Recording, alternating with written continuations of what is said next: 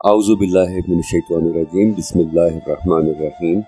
आज का प्रोग्राम हज़रत शाह फज़ैल क़ादरी के बारे में है, जिनका मज़ार ठट्ठा मकली में है। नमी दानम के आखिर चूँ दमे दीदार मीर अक़सम, मगर नाज़म बरी ज़ौक़े के पेशे यार मीर अक़सम। हज़रत सैयद शाह फज़ैल क़ादरी के दरबार पर हाज़री पर ऐसी ही कैफियत तारी होती है। आए आपके बारे में कुछ बात करते हैं। हज़रत सैयद शाह फज़ैल क़ादरी रहमतुल्लाह अलैह 14 सफ़र सन 871 हिजरी बरोज़ 4 शंबा सुल्तान बहलोल लोधी के दौर में सिंध में पैदा हुए। आप रहमतुल्लाह अलैह इंतहाई परहेजगार और साहिब करामत बुजुर्ग थे। आप मादरजाद वली थे। हज़रत सैयद शाह फज़ैल क़ादरी ने 16 साल की उम्र में हज़रत सैयद शाह गदाए रहमान सानी रहमतुल्लाह अलैह से खिलाफत हासिल। कुछ अरसा बगदाद में हज़रत गौसल आज़म के मज़ार पुरअनवार पर गदी नशीनी के फ़राइज़ भी अंजाम दिए। बाद में दीन फैलाने के लिए हिंदुस्तान वापस तशरीफ़ ले गए। फिर वहाँ से लाहौर आए और हज़रत दाता गंज बख्श के मज़ार पर हाज़री दी। फिर वहाँ से मकली तशरीफ़ ले गए।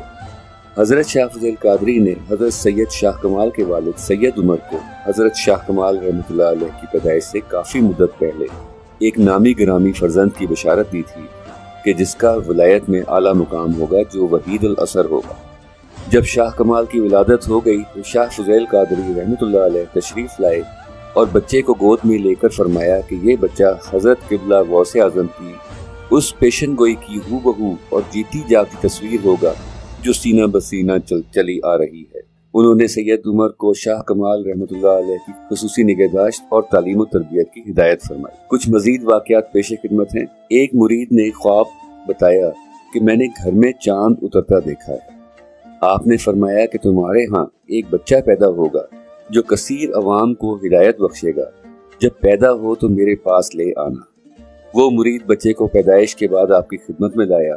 आपने दुआएं दी और आगे जाकर वो बच्चा हज़रत मुजद्दिद अल-फ़सानी के नाम से मशहूर हुआ।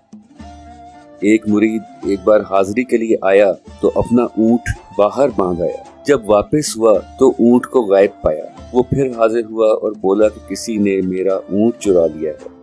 आपने फरमाया घबराओ नहीं, एक जिन ने चुराया है और अभी वो वापस आ जाएगा।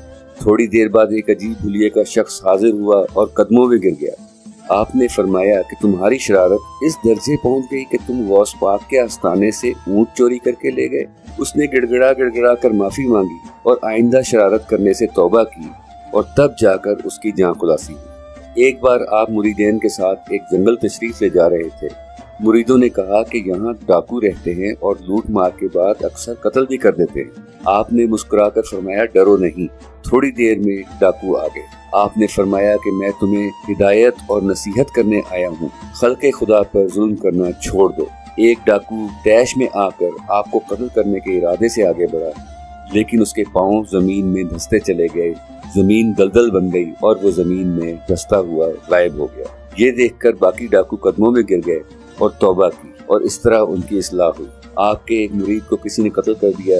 आप जनाजे में शिरकत के लिए तशरीफ ले गए और इस्तफसार किया कि इसका कातिल कौन है।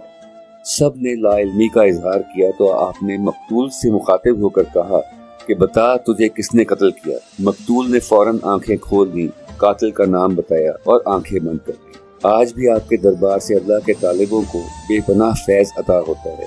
बहुत से लोग वहाँ जादू के इलाज के लिए जाते हैं और शफा पाते हैं। लोगों की कसीर तादाद वहाँ पर दुआएं करने जाती है और उनकी दुआएं कबूल होती हैं। काश के वहाँ पर जब लोग जाएं तो दुनिया के बजाय अल्लाह का कुर्ब वहाँ से मांगे। हज़रत सैयद शाह फज़ैल क़ादरी रहमतुल्लाह अलैह 17 मुहर्रम 999 हिजरी को इस दार फ़ानी से रुखसत हुए।